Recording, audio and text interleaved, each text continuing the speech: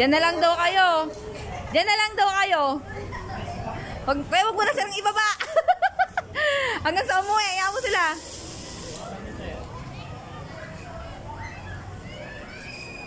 Bitawan ko.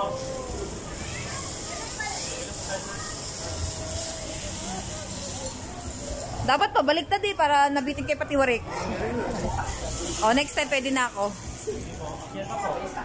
Next balik. Next summer kuya. Next summer pa.